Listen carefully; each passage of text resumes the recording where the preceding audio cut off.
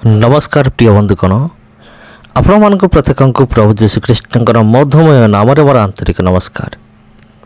तेबे आजिर भिडियो रे आमे एक नदी को देखिबा ता बाइबल रिलेटेड बाइबल अच्छे जहाँ को कहुए जाबक रिभर बोली कह जाए।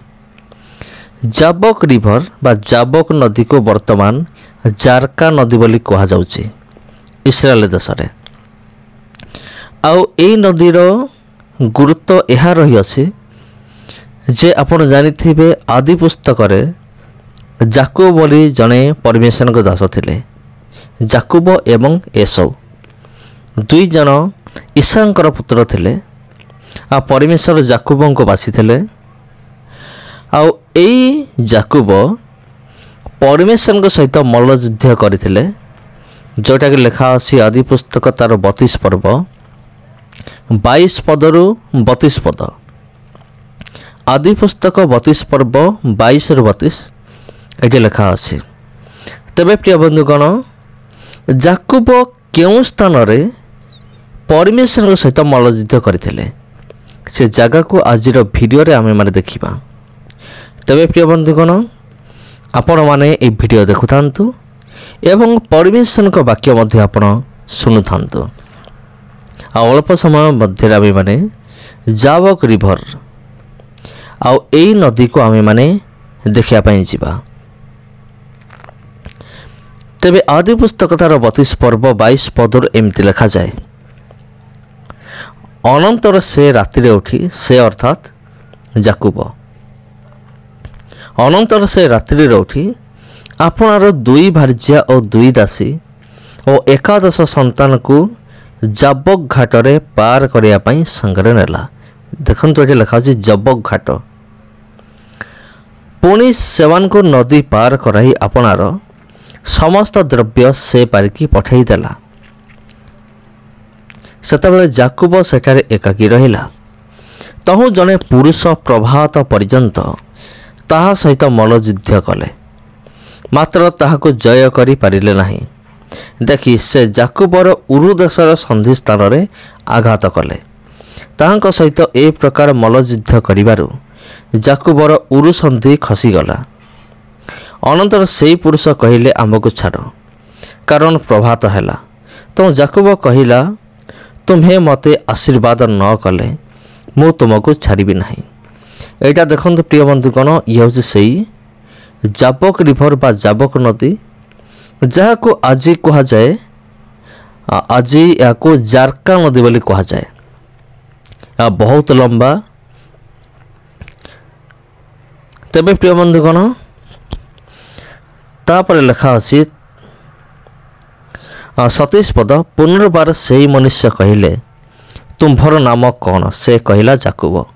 से कहले तुम्हें जाकूब नामर आउ विख्यात हब नाही मात्र इस्राएल परमेश्वर सहित योद्धा नाम विख्यात हब कारण तुम्हें परमेश्वर और मनुष्य सहित युद्ध करी जय होइछ।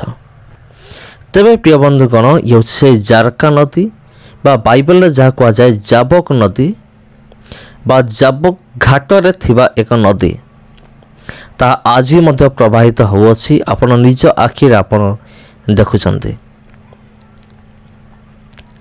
और सेतेबेले जाकूब पचारि कहिला मु विनय करूछि तुम्हार नाम कह।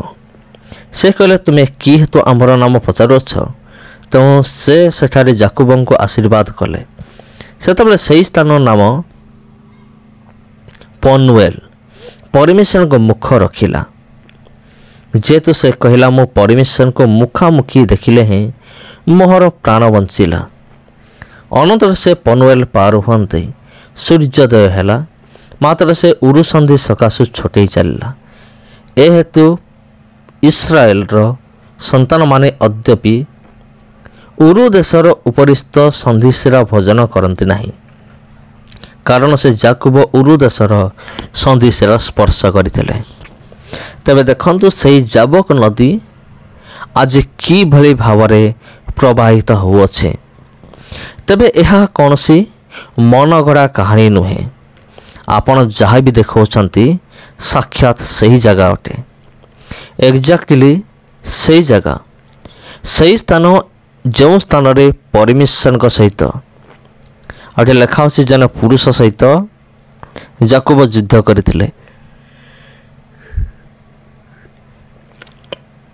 आमे जानू जे से कहीं नुहंती से परमेश्वर अटंती आठार लेखा अच्छे आउ गोटे आश्चर्यजनक विषय देखा मिले 28 पद विशेषकर एठार से पुरुष जन कहते तुम्हें मनुष्य एवं ईश्वर उभय सहित युद्ध कर जयी होइछ। तेबे मनुष्य एवं ईश्वर किए जी कि मनुष्य मध्य होइथिबे एवं ईश्वर मध्य होइथिबे। जदि आम नूतन नियम रे देखिबा तेबे से आउ केही नुहंती से होचंती प्रभु जीशु ख्रीष्ट। अनेक असंती एई भली मत दियंती बाइबल स्कॉलर्स माने जे याकूब जांग सहित युद्ध कले से होचंती प्रभु जीशु ख्रीष्ट। कारण लेखा अछि तुम्हें परमेश्वर और मनुष्य उभय सहित युद्ध करी तुम्हें जयी होइछ। आउ केही समान दाबी करती होचंती परमेश्वर जने दूत। कारण परमेश्वर दूत मान होचंती विभिन्न प्रकार किसी दूत मान अछंती जो माने कि मनुष्य परि आचरण करती, मनुष्य परि भोजन करती, मनुष्य परि व्यवहार करती, किंतु सेमानक मध्य स्वर्गर दूत बोली कहा जाए। तबे अनेक कहती जे ये स्वर्गर दूत आउ कहीं कहती ये होचंती प्रभु जीशु ख्रीष्ट। कारण परमेश्वर एवं मनुष्य उभय किए जदि बाइबल रे देखिबा नूतन नियम अनुसार ये प्रभु जीशु ख्रीष्ट।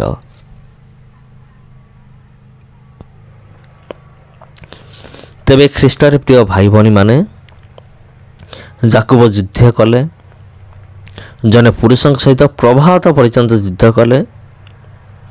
आउ जदि ता पूर्व जदि आम पढ़िबा बाइबल रे जदि 32 पर्व आरंभ पढ़िबा सेठी लेखा अछि जे याकूब किपरि निजर दुई स्त्री को किपरि बाहर करि आनला आउ निजर मामू को न कहीकि निजर स्त्री पिला छुआ आ सब धरिकी पड़े आसला। तेबे आउ एई स्थान रे हेइथिला युद्ध जोटा मु आपन कहिले आउ बहुत किसी विषय अछि प्रिय बंधुगण बाइबल रे आउ ऐतिहासिक जगह गुड़िक मध्य बहुत रही अछि। आउ से ऐतिहासिक जगह गुड़िक मध्यरु ये होछि अन्यतम, ये होछि ता मध्यरु ये होछि गोटिए। तेबे ख्रीष्टर प्रिय भाई भनी माने वर्तमान जहाँ प्रवाहित होउछि ये होछि जाबक नदीर पानी बा आज ताको कहा जाए जारका नदी बोली कहा जाए।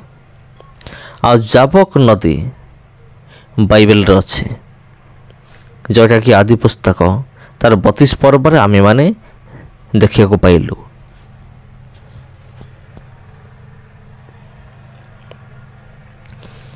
आ वर्तमान आमे माने निज आखिर आमे माने देखु असु सही घाटी सही स्थान देखिले सते बहुत आनंद लगे जे हाँ आज मध्य बाइबल संपर्कित जगह गुड़िक रही अछि जे गुड़ी को देखिले बहुत आनंद लगे, बहुत खुशी लगे एवं जे गुड़ी को देखिले आमान को विश्वास भाव मजबूत हुए। अनेक मते कमेंट करती जे यही सब जगह गुड़िक मु कहीं देखाऊँगी। यही सब जगह गुड़िक देखेबार कारण होउछि यही सब जगह गुड़िक देखेबार कारण होउछि कौन जेमिति आपण मानक विश्वास आहुरी मजबूत हब आउ आपण जेपरि आहुरी बलिष्ठ हेबे प्रभुंक ठारे। आउ जो विरोधी माने ख्रीस्टियन विरोधी माने सेमाने दाबी करती जे बाइबल होउछि एक काल्पनिक पुस्तक बोली सेमानक निमंते यह मध्य एक शिक्षा अटे। आ जो द्वारा सेमाने जानतु जे बाइबल कौन सी रूप रे एक काल्पनिक पुस्तक नुहे। बाइबल भीतर जहाँ लेखा अछि से जगह सब आज मध्य अछि। जो जाबक घाटी बा नदी विषय लेखा अछि ତାହା ବର୍ତ୍ତମାନ ଆମେ ନିଜ ଆଖିରେ ଦେଖୁଅଛୁ, ଯାହାର ଆଜିର ନାମ ହେଉଛି ଜାରକା ନଦୀ ବୋଲି କୁହାଯାଏ। ଦେଖନ୍ତୁ କିଭଳି ପ୍ରବାହିତ ହେଉଛି। ଏ ନଦୀ ହେଉଛି ବହୁତ ଲମ୍ବା ନଦୀ।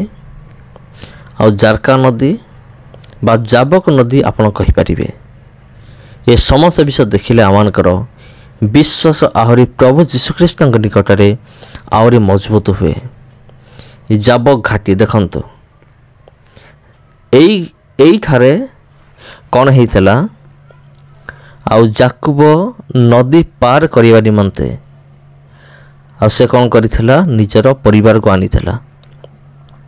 ଏଇ ଘାଟିରେ ମଲ୍ଲଯୁଦ୍ଧ ହେଇଥିଲା। ତେବେ ଖ୍ରୀଷ୍ଟରେ ପ୍ରିୟ ଭାଇ ଭଉଣୀମାନେ, ଏ ନଦୀଟି ରାସ୍ତା କଡ଼ରେ ରହିଅଛି, ପଥ ପାର୍ଶ୍ୱରେ ପ୍ରବାହିତ ହେଉଛି। ଆଉ ଯଦି ଆପଣ କେବେ ଯିବେ, ଆପଣ ମଧ୍ୟ ଏମିତି ଦେଖିବାକୁ ପାରିବେ। ଦେଖନ୍ତୁ, ଯାବକ ଘାଟି ବା ଯାବକ ନଦୀ ଆଜି ଏମିତି ଦେଖାଯାଏ। ଆଉ ଏ ସମସ୍ତ ବିଷୟ ଆମେମାନେ ଡାଇରେକ୍ଟଲି ଆମେ ଦେଖୁଅଛୁ। ସେଥିପାଇଁ ଆମେମାନେ ହେଉଛୁ ଭାଗ୍ୟବାନ। ତେବେ ପ୍ରିୟ ବନ୍ଧୁଗଣ, ମୁଁ ଯେମିତି ଆପଣଙ୍କୁ କହିଲି, କେବଳ ଏଇ ଗୋଟିଏ ନୁହେଁ, ଏମିତି ଅନେକ ବାଇବେଲ ରିଲେଟେଡ଼ ଜାଗା ଗୁଡ଼ିକ ରହିଅଛି, ଯେଉଁ ସବୁ ଦେଖିଲେ ମନେ ହୁଏ, ହଁ ସତରେ ଆମମାନଙ୍କର ପରମେଶ୍ୱର ଜୀବିତ ପରମେଶ୍ୱର ଏବଂ ଯେଉଁ ବାକ୍ୟ ଆମକୁ ପ୍ରଦାନ କରିଅଛନ୍ତି, ସେ ବାକ୍ୟ କିପରି ଜୀବନ୍ତ ଅଟେ, ଦ୍ୱିଧାର ଖଡ଼ଗ ସଦୃଶ ଅଟେ। ସେଥିନିମନ୍ତେ ଆମେମାନେ ସମସ୍ତେ ବାଇବେଲ ପଢ଼ିବା ଦରକାର। ଆମେ ବାଇବେଲ ପଢ଼ିଲେ ହିଁ ଆମେ ବାଇବେଲ ରିଲେଟେଡ଼ ଜାଗା ଗୁଡ଼ିକ ବିଷୟରେ ଆମେମାନେ ଅନେକ ଧାରଣା ଆମେମାନେ ପାଇପାରିବା। ଆଉ ଏ ସମସ୍ତ ବିଷୟ ହେଉଛି ଐତିହାସିକ ବିଷୟବସ୍ତୁ ଅଟେ। ଯାହା ଆଗରୁ ଥିଲା ତାହା ଏବେ ମଧ୍ୟ ଅଛି, ଆଉ ହୁଏତ ଆଗାମୀ ଦିନମାନଙ୍କର ମଧ୍ୟ ରହିବ। ତେବେ ସମସ୍ତଙ୍କୁ ପ୍ରଭୁ ଯୀଶୁଖ୍ରୀଷ୍ଟଙ୍କର ମଧୁମୟ ନାମରେ ମୋର ଆନ୍ତରିକ ନମସ୍କାର। ଭିଡ଼ିଓ ଯଦି ଭଲ ଲାଗିଥାଏ ଭିଡ଼ିଓକୁ ସେୟାର କରନ୍ତୁ। ଚ୍ୟାନେଲକୁ ପ୍ରଥମ ଥର ପାଇଁ ଆସିଥିଲେ ଚ୍ୟାନେଲକୁ ସବସ୍କ୍ରାଇବ୍ କରନ୍ତୁ। ଆଉ ଏ ଚ୍ୟାନେଲ ସହିତ କନେକ୍ଟେଡ଼ ରୁହନ୍ତୁ, କାରଣ ଆଗାମୀ ଦିନରେ ଆହୁରି ଅନେକ ଭିଡ଼ିଓ ଅପଲୋଡ଼ ହେବ। ସମସ୍ତଙ୍କୁ ନମସ୍କାର।